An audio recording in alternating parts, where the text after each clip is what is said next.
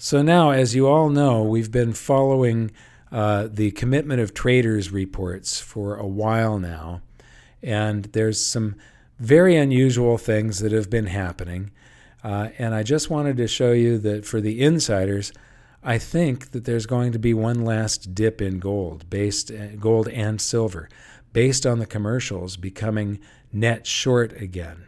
But I also want to point something else out, that there's a great opportunity that appears to be happening right now. The total number of contracts has been shrinking. And this is very odd with what's been happening in the markets. You would expect people to be rushing back toward gold and for more contracts to be opened because the market is getting pretty scary. So you'd think that people would be rushing towards safe havens. But they're closing out more contracts than they're opening right now. And the commercials have gone net short. And between these two events happening, the commercials now represent more than 20% of the total open interest. And so this little blue part is 20% of the total open interest in gold. But one of the things I wanted to point out is that whenever we get down to these minimums, whether it's minimums in the open interest or minimums in this is the minimum in open interest, this is minimum in the net short position, these are great entry points, and you would have been able to ride gold from $1,050 up to $1,350.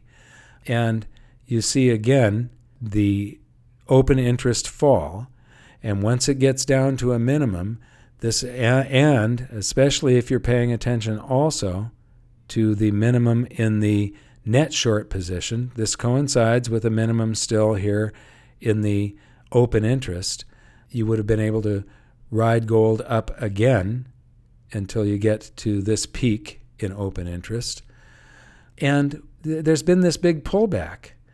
Yet the gold price is rising and the commercials are net short.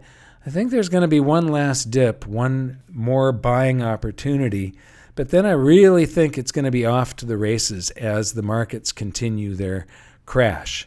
I think that this is the moment that I have been waiting for. This 2019 and 2020 are going to be the years where all of the work that I have been doing since 2002 finally really pays off in a big way. I mean, I made some enormous gains back during the bull market in gold from 2002 all the way to 2011. But it's been difficult. It's taken a lot of patience to get through this mid-cycle correction, and that's all that this bear market from 2011 has been, is just a mid-cycle correction. Now we're going to move on to silver, and the commercials being long silver here, and the non-commercials being net short. As I've pointed out, that's a very, very unusual situation. I've got this data going back to like 1986 or something like that. And this just never happens. The only time that it happened was during what's called the Buffett blip, where silver went from $4 to almost $8. And it did this inversion just before that happened. The commercials went long, silver went up to $8, and then they went short again. So the price almost doubled. It was huge. But this is building a lot of energy, and it's been going on since April, or since March actually. So 9 months here that there's been this screwy stuff going on. But silver, the commercials have also gone net short. But you also see this big pullback in open interest. And you'll notice that pullback in open interest coincides with a entry point that happens just before the rise in price. And the same thing here. It's a good entry point before the rise in price. And also, like I said, the minimums in the net short position. So if you take these two things together, they're getting short. Open interest has shrunk. There is a really good entry point coming up. I'm not sure exactly when, so I've got, I've been buying, but I've got some extra cash set aside because I do think there's going to be one last dip, and then it's off to the races. Also, I wanted to tell everybody that this is a chart of the price of EOS, the EOS cryptocurrency. And I bought back in the 5s here, and I bought up in the 11s, and I bought in the 8s, and I bought in the 5s, and I just made a purchase in the 2s. I do think that EOS and Hashgraph have the greatest potential of all of the cryptocurrencies out there. Now, I am not a cryptocurrency expert.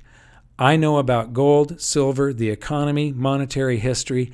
Cryptocurrencies are a new thing. They're a technical thing. There are 13-year-old kids that know more about this stuff than I do. So nothing that I say can be taken as a recommendation of what you should do. And when it comes to, people have been asking us, what do I do? How do I buy this? How do I get into it? What you need to do is go to somebody that is an expert. I am not an expert, so please don't look to me to tell you how to get into cryptocurrencies, what cryptocurrency wallets to buy, and how to invest. I consider this gambling money. This is the same currency that you would take to Las Vegas, expecting to be able to lose it all, but you could end up winning a huge jackpot. So this is highly, highly speculative. I know somebody that got into EOS at 50 cents down here and at $1, and then took this ride up to $22 and actually sold up in this area. And he sold enough of it in that area to cover all of his investments in cryptocurrencies. And before that, he had ridden one up and made some huge gains and sold that one and bought into EOS down here. So there are potentially huge gains to be made, and it's because of this volatility of going from 50 cents to $22 in less than a year. So this is just months worth of time. There's a guy out there named Chris Coney, and there's a few others. Chris Coney has something called Cryptoversity, and I think his website is called the YouTube videos are called the Cryptoverse. So you could Google Chris Coney and the Cryptoverse, and you'll come up with somebody that you could get an education from on this. I cannot provide it, and I'm just not going to put in the time to learn what I would need to learn about cryptocurrencies to actually be able to give you really informed information. I'm doing this as my gambling money. I'm doing this. This is, I might buy a few mining stocks also because I do believe that they are undervalued right now.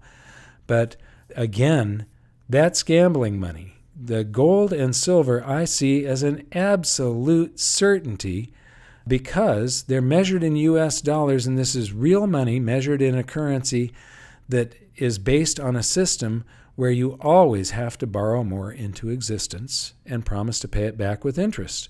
So there's the way the currency system is designed, it's a guarantee. Gold and silver come with a government/Federal Reserve guarantee. The guarantee is they will never stop printing currency. That's it for the report. I wish everybody peace, prosperity, and safety during what is about to happen in the economy. I think that there are some tough times ahead for the average investor. The buy and hold stock market investor is going to experience a lot of pain. But I think that precious metals investors are going to have a lot to celebrate about. Thank you very much for listening. We'll see you next time.